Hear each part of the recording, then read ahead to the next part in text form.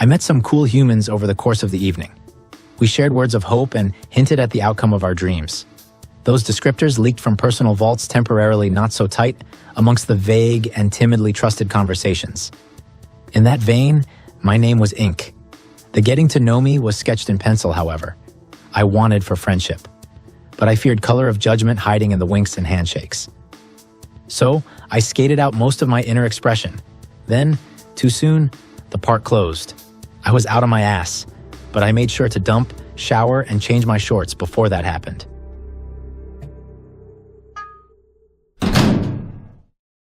New city darkness and no night direction for shelter seemed daunting.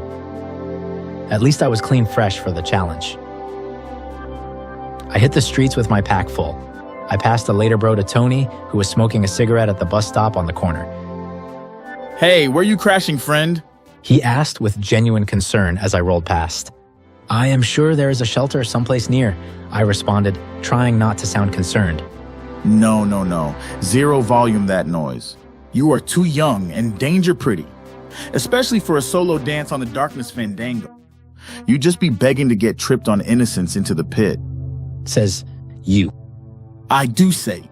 Tony replied with force, preceding a pause for effectual continuance. So you say yes, bro, when I ask you to tag with me? Yes, bro. Word and solid. Tony held out high for a 5, and I obliged. We got on the city bus when it came along. Tony talked eager on the jam about his home pad and how his parents were cool beans with guests. His words carried kindness and a kindred spirit that jazzed assurances. The wind changes direction and my parentals go total Ginsburg for significance. Me bringing a Montrealer to crash should send them miles on the trumpets for your arrival. Tony lived in a walk-up apartment above a small music shop on Yonge Street. It was a testament to art and sound. The record player pumped the Stockholm sessions through German speakers as we cracked the door. My eyes entered after my ears. They scanned brightly to witness real watercolors drip dry above piles of books and records. It looked as though a search for truth was going on within the human expressions of free will. I had no time to dilate thoughts on the confluence of paradoxes, however, as unified voices cut across the living room from the kitchen. Who dares to enter unannounced? Your son, replied Tony as he rolled his eyes and smiled at me. I smell a guest in the sarcasm, Tony, asserted a womanly voice. You smell a white guy, Tony replied while giving me a crazy grin. Probably I can't smell through the burning of shit, Tony. Tell the guests to come in and get the proper greetings of salutation from myself and your mother, replied a voice that cut Tony's jazz in half. You heard the man. Get off your shoes and make like you want to be here, Tommy. Got it, I said while removing my shoes. I dropped my bag and breathed in as I followed Tony to the kitchen. Expensive coffee and the price of cooking with weed filled my nostrils. It mixed with an aroma of pure affection. That constitution oozed big time out of the open pores and hidden nooks. It was supplementing all things cherished, settling like dust on the decor to great effect. As I gathered up details, preconceptions dropped open. A sound slipped out from further within than were my insides.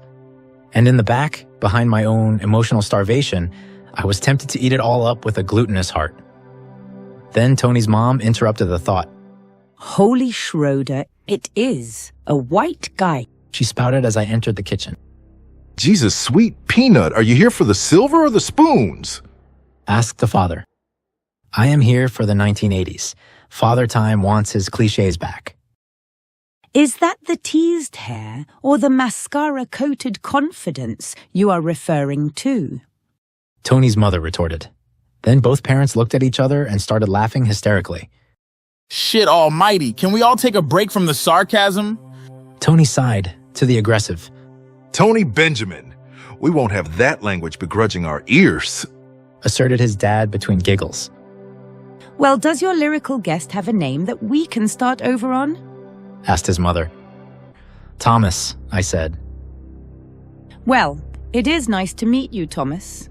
I am Zola, she replied before giving me an unsolicited hug. And I am Clinton, said the father with truth, electric in his eyes. He outstretched all that was open with a wide hand to meet mine. I took it with caution, but transference happened. Trust Honesty and safety all became a first between me and another human. And from the length of the shake, it seemed as though Clinton recognized the responsibility those types of effects entail. You're welcome in our home, Tom. Clinton said before letting go of my hand. Thank you, I replied, feeling comfortable in saying those words. It may have been a first. We sat down at the kitchen table. I felt like I might cry. Then I did cry. The others let it happen. It was odd and should have been embarrassing, but it wasn't. It was safe. Tony and his parents sat there and let me shed my shoulders until the burdens were liquidated. Tony's father held out a roll of paper towel. I blew out the remnants of leaked trauma. When I finished, Zola looked at me with eyes of empathy before speaking the collective spirit. My child, you will recover.